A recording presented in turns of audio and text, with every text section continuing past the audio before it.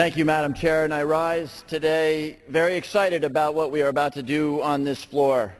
As has been said over the course of many hours, we are about to pass legislation that will be good for the core strength of this country, for our entrepreneurs, for our small banks that we trust to provide credit in our communities.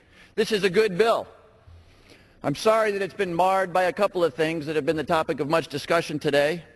I'm sorry that the Republican majority has used this debate as an opportunity to promote the canard, not my word, Bruce Bartlett's word, which I think means baloney, that the main problem with our economy today is regulation.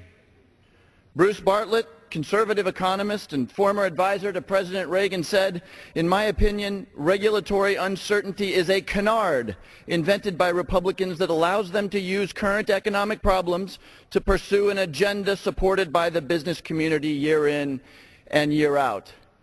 We have an obligation to make sure that our regulation is good, that it keeps us safe, that it keeps our air clean, that it keeps our banks alive without quashing the entrepreneurship and economic vitality. We should do that every day. But what we have heard, the ideology, this notion that regulation is the problem in our economy, is just what Bruce Bartlett called it, a canard.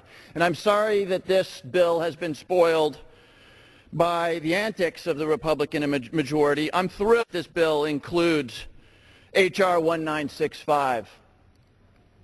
At the end of the day, I mentioned Reagan. Reagan said, "You get a lot done in Washington, D.C. if you didn't care who gets the credit." There may be only one way to spell potato, but there are a lot of ways to skin a cat.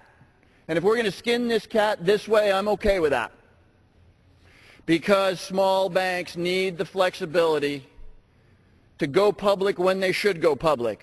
Because we should, for those companies who want to go public, provide them with some relief from the regulations that might be more appropriate for larger companies. All of these things, though we have passed many of these measures on the floor, are important. And so, marred though it has been by the antics of the Republican majority, this is fundamentally a bipartisan, good bill.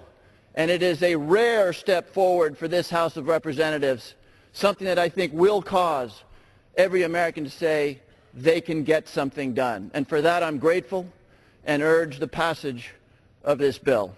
And with that, I yield back the balance of my time. The gentleman yields back.